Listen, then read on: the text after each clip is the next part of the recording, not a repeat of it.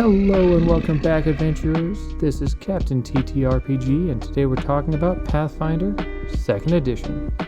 Hello and welcome back, adventurers. Today I start a new series where I'm going to give you my top and bottom picks for every rank of spell that we have. This is from Cantrips all the way up to 10th rank spells. Not going to be talking about focus spells. Those are too nuanced and class specific, so we're going to keep it more high level and talk about spells that anybody can potentially take that is a spellcaster or take some sort of spellcasting archetype. Don't worry, my archetype ranking video going through all the archetypes, I'm already working on that as well, so you'll have that series going too. But I wanted to kick this one off since this one didn't take quite as much work as that one takes. That one's a lot. Anyway, so spells are attached to at least one of 4 different spell traditions: Arcane, Occult, Primal, and Divine. My choices won't try to cover all of them, but the number of traditions that it appears in does have some at least relevance to my ranking, right? If it's available to more people can take it. That's usually a better thing, but there's a lot of criteria I'm looking at.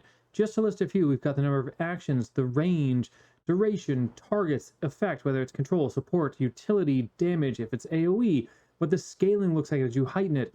All of these things play into my rankings, and especially with cantrips, heightening is particularly important because they auto-heighten. So all of this stuff does actually matter when you're thinking about the spells you want to take. Speaking of that heightening, keep in mind that the heightening works that it is your level divided by 2 rounded up, which means that when we talk about things like when you heighten +1, right, so that's every odd level for your character, that is. And then when we've got heightened to certain levels, it means certain ranks, meaning spell level, not heightened to your character level. Just things to keep in mind. These do actually come up, but they're not probably the toughest things to understand with these cantrips. It gets harder when we talk about our actual spells from spell slots. And finally, when we're talking about cantrips, we're talking about spells that are very easy to access. Yes, not only will all of your spellcasters have them, but there are so many ancestries that give you at least one cantrip. There are archetypes that will give you cantrips fairly easily. There are feats you can take that'll give you cantrips. There are so many ways to get cantrips in the game that I wanted to look at them all carefully enough to assess how they could play out kind of for everybody who might want to take them, because a lot of people are going to be able to take them. When we talk about our 10th ranked spells, okay, these are going to full casters, and it's so you're only going to have it for a few levels and may not use it a ton of times. That's going to be a different conversation. Cantrips you might use every single encounter for the entirety of your character's existence, for instance. So they deserve a different kind of scrutiny. Also, there aren't any truly bad cantrips. Yes, there are cantrips that I think aren't as valuable as others, but there aren't any that just have no use anywhere ever.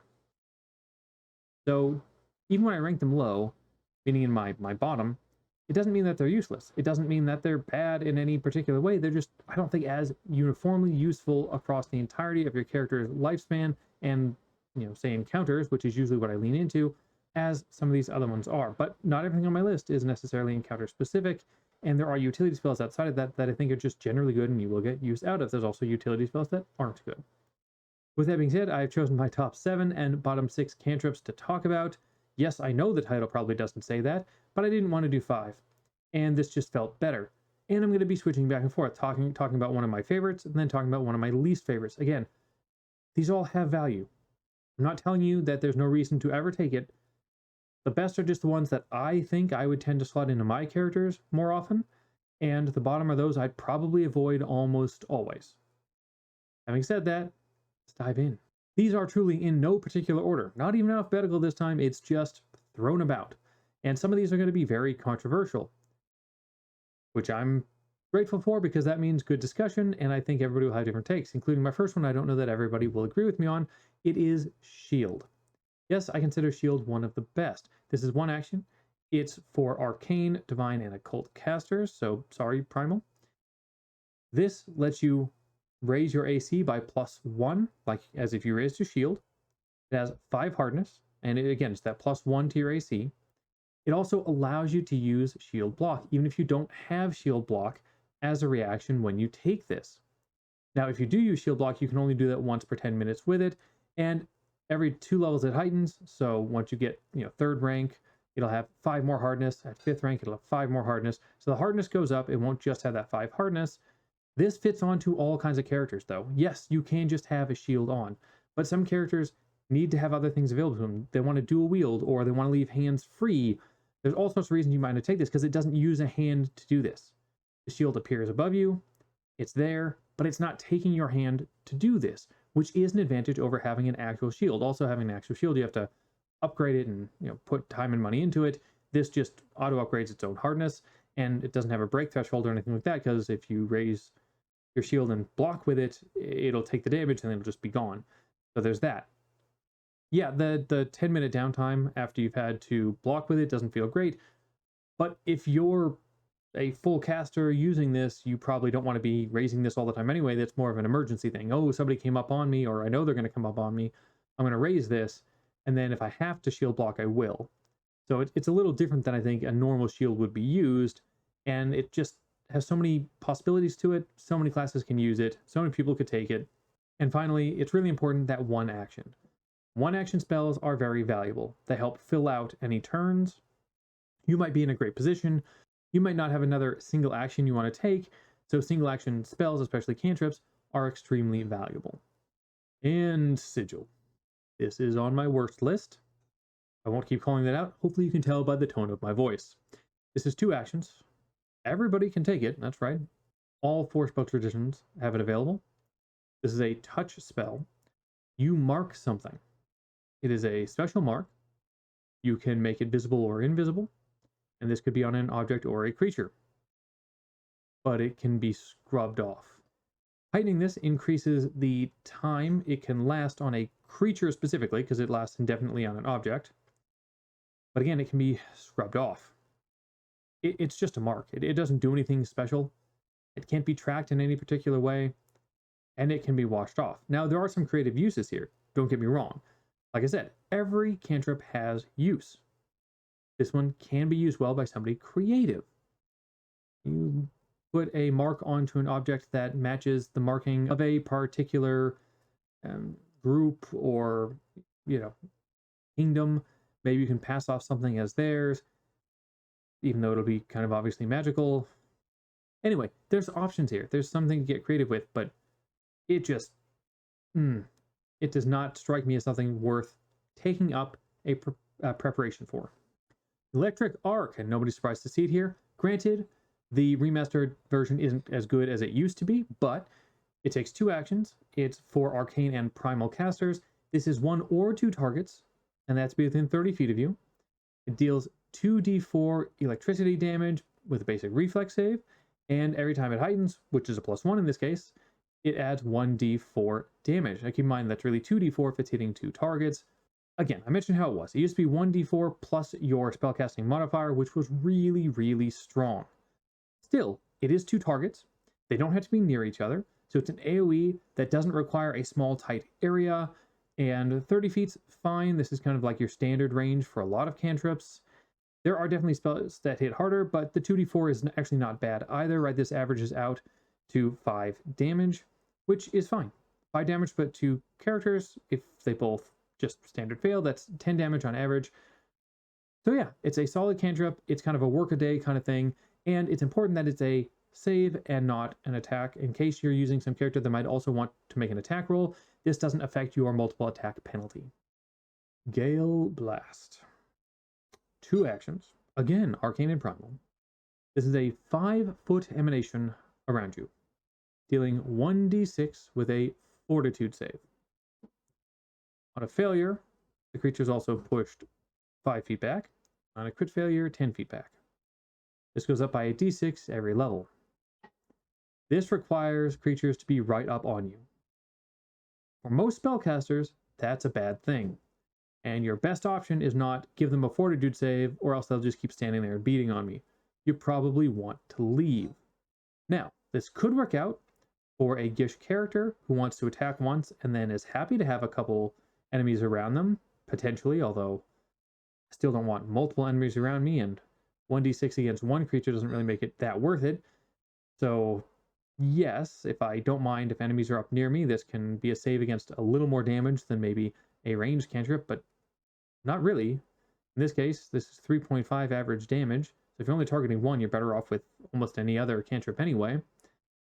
This, unless you're a Gish, this is a no way, and if you're a Gish, I still wouldn't take this. So I would avoid this on my list. And then we have Guidance. This is one action. It's for Divine, Occult, and Primal. Interesting on this one that it doesn't come with Arcane. That's pretty rare for us, actually. You choose one creature within 30 feet. Until the start of your next turn, the target gets a +1 status bonus to the next attack roll, skill check, or perception check, or saving throw it uses. So it's going to have to use it in the time frame, but it's pretty much anything you roll a d20 for. Now they have to choose before using it. So, hey, I'm making this attack roll. I'm going to use my guidance for it, but still, it's a flat +1. And then that creature is immune for an hour. So you're only using this once per hour on every ally, but that still makes it pretty solid. It's a great buff, and you're just passing it around the party when you've got that one action left on a turn that you didn't need for something else. It can set up extra crit chance, keep somebody alive, right, turning that failure into a success or that crit failure into a failure. It's versatile, it's cheap, it's easily available.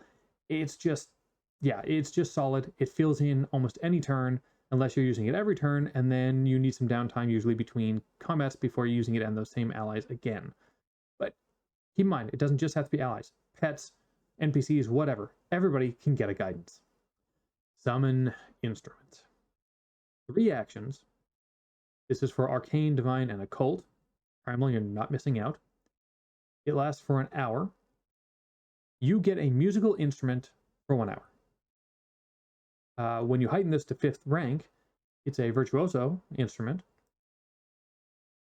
Yay? I mean, if you're that into using instruments, you've got instruments. I just can't see a world in which you really want to use instruments, but you need this to make you an instrument. Because you don't want to carry your instrument. And if you're not using them regularly, why did you use a cantrip slot for this? It just doesn't seem worth having when you could use the slot for anything else. Keep in mind, when I talk about not using a slot, it's because everything has a cost. I don't mean our action cost, the opportunity cost.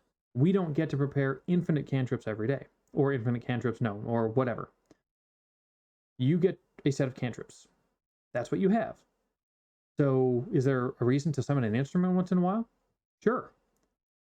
Is it going to be often enough that you want to give up the ability to do something like have guidance ready to be able to summon an instrument twice in your character's entire career? Probably not.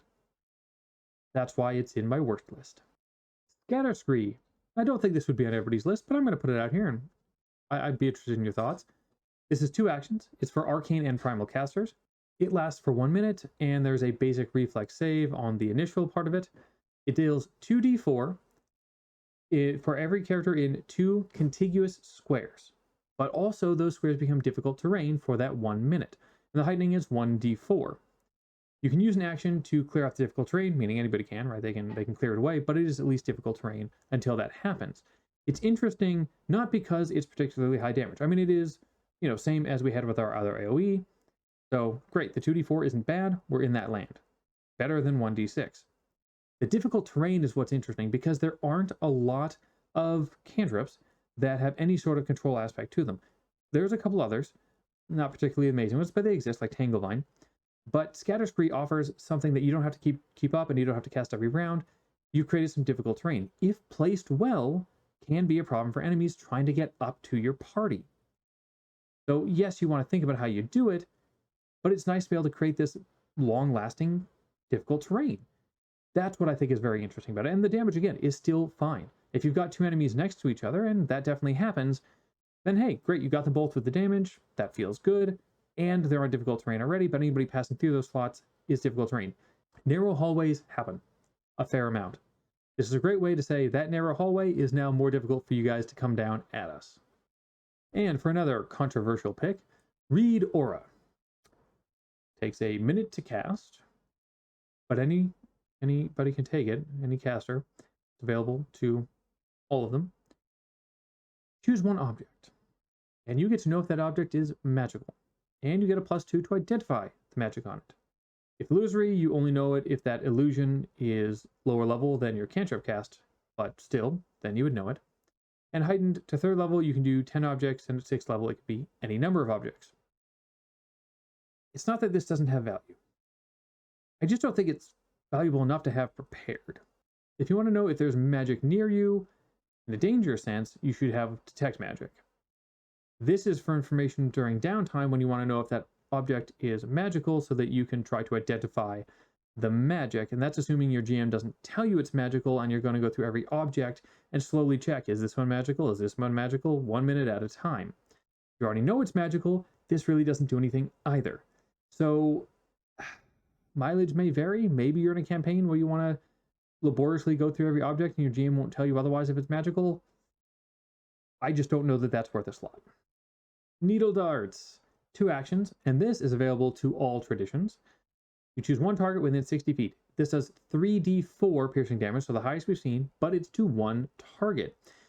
It can deal any type of special metal damage if you have it on you. So if you got like a chunk of silver on you, this could be silver damage, which makes it way more valuable. Crits deal double damage, and on a crit you deal 1 persistent bleed damage. And the heightening on this, for every 1 heighten you go up, it's an extra d4 of damage and 1 extra persistent bleed damage. This is just a solid single target damage cantrip, at least early on. It's going to trail off because that d4 heightening isn't amazing, but at least at the start it's pretty solid, right? This is an average of 7.5 damage on a hit, which already feels good because other options that might contend with it are 2d6, which is 7 on average. Not a big difference, but it is slightly higher. Also, the persistent bleed is solid. Even if it's 1, persistent bleed damage is a good thing. And if you're triggering silver or cold iron weakness, this is just adding damage on top of damage. So it does really help. The riders are really good here. I like it for single target damage. And Illuminate, 1 action, which is nice. Don't get me wrong. All traditions, solid. And it can affect in a 30-foot emanation. You light up all objects that are generally meant to provide light within the area. Think candles, torches, things like that. And every time you heighten it, it increases the range of that emanation by 10 feet. I mean, it feels to me like you have to pretty much contrive a situation to make this worth it. You walk into a room and you use this for an action and every light turns on. That's great. If you really needed to light it up instantly as you walked in the room and you didn't have a light with you or some other sort of light source and people don't have dark vision, and it has to be really contrived to make this valuable enough to take that it's going to happen enough that you wanted it as a cantrip. I just don't think it's worth having as a cantrip when there are better light options even within cantrips. Figment, 2 actions. This is for arcane and occult casters. As a 30-foot range, you create a sound or an image that fits in a 5-foot cube. And you can even use it to try to create a distraction. You get a +2 bonus to that attempt to distract. This can be used for concealment or cover, but not both as well, and you sustain it up to a minute. This is a creative player's dream. You can have fun with it, figure out all sorts of things you want to create with it. You can make illusions of all sorts of things. It can be used to distract, like they said, but it can be used in various interesting ways to distract. It can be used to convince creatures something terrible that fits into a 5-foot cube is something they don't want to get near. So there's combat applications, there are social applications, there are exploration applications even potentially, depending on what's going on in the exploration you're in. But in any case, the more creative you are, the more value you get, and I love stuff like that, and this is what it's all about with this particular cantrip. Puff of Poison. 2 actions, Arcane and Primal, 10-foot range, 1 target with a Fortitude save, 1d4 poison and 1d4 persistent poison damage. On a success, the target's going to take only half of the initial damage, no persistent damage.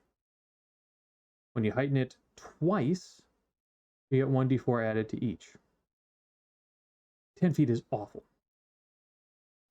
The Fortitude save is probably the worst save. Poison is the worst damage type. This is just negative on top of negative. Well, having to wait 2 levels to heighten it at all doesn't feel good. I mean, imagine going at your level 4, using Puff of Poison, 10 feet away from some large creature that succeeds on its fort save and takes a whole 1 poison damage. Yay. Before it smashes you into the dirt with its large club. As far as damage cantrips go, this is, in my opinion, bottom of the barrel. Persistent damage is good, but persistent poison damage is not good. Poison is just terrible.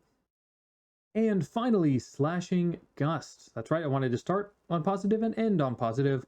2 actions, Arcane and Primal, which we've seen a lot here. 60 feet is its range. This is 1 or 2 targets. It deals 2d4 plus 1d4 persistent bleed damage on crit. So the 2d4 isn't bleed, right? That's slashing, but still. You have to have 2 hands free in order to cast this against 2 targets, right? So you have to have 1 hand free per cast, or per target, I should say. On Heightened +1, it's 1d4 to the slashing and 1d4 to the persistent on a crit. This is great distance, it's solid damage, this is good scaling. Yes, 2 free hands for the caster, but you probably have that unless you're wielding a shield, and this is another reason to take the shield cantrip. But overall, it just hits a lot of marks, and that 60 feet really is impactful, right? Normally, our cantrips that have range are 30 feet. 60 feet feels really, really good, especially hitting 2 targets. As a kind of a default cantrip, I like it. The only downside here is it is targeted, right? You're going after their AC. So if you're going to do something else that has a multiple attack penalty problem, this is going to hurt you a little bit. Otherwise, feels good. And that's it. Keep in mind that all cantrips, again, have a time and a place. If you took a cantrip, at some point you'll probably be able to use it. And there's other ones that I could have put on the negative list here that I didn't. I'm sure people will bring them up. These are just some I would and would not take. How about you? Any particular cantrip you love or hate? Leave your thoughts in the comments below, and as always, adventure on.